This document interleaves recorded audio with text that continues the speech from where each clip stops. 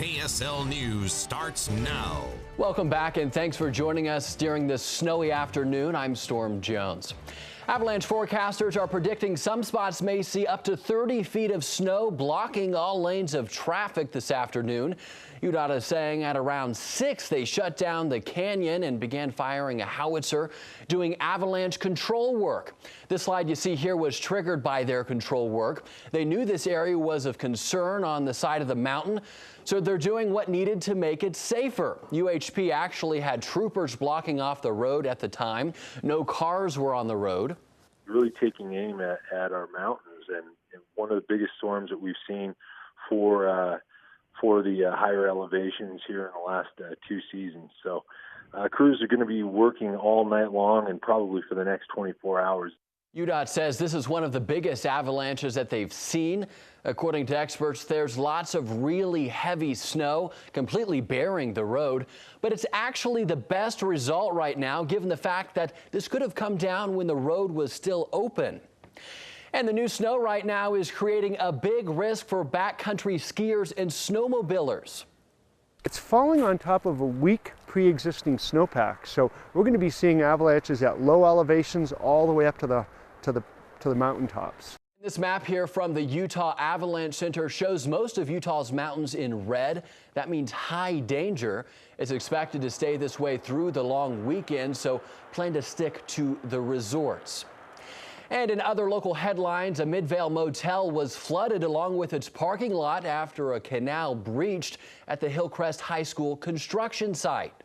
Unified Fire responded to the flood just after 11 last night. They say the flood had essentially trapped everyone inside the Homewood Suites in Midvale, though no one was in danger.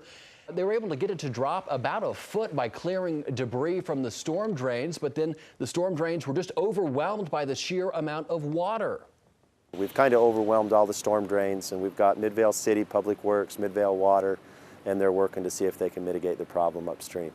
As of this afternoon, the flooding is cleaned up with just a little water left in the parking lot.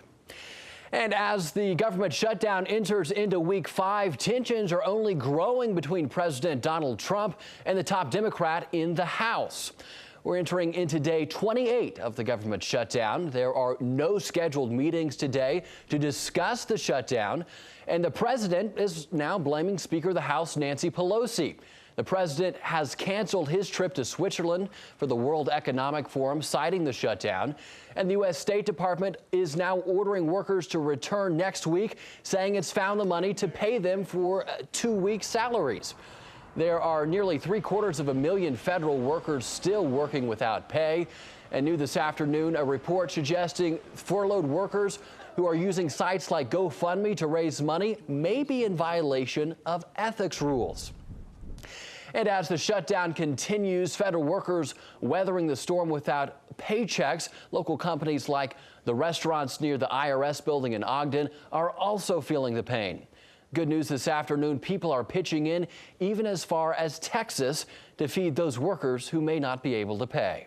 It was amazing. It was just a super amazing impact. And I'm like, there really are good people, but we got to get all these good people together and get it out. And that restaurant, Jesse Jeans in Ogden, has received nearly $200 in donations to help them give away free tacos and coffee to federal workers who stopped by. And finally this afternoon, someone in Kentucky was dealt instant karma from a snowman with a hidden secret. Cody Lutz and his family members decided to build a snowman. Now they crafted that 9-foot-tall creation around a huge tree stump in their front yard. A few days later, Lutz discovered tire tracks leading to the creation. You see where this is going? Someone tried to drive over their snowman, but because of its hidden foundation, Frosty is still standing and smiling. Glad to see that snowman survived that near-fatal accident there. Thanks for joining us here at KSL 5 TV. We'll see you back here tonight at 5 o'clock.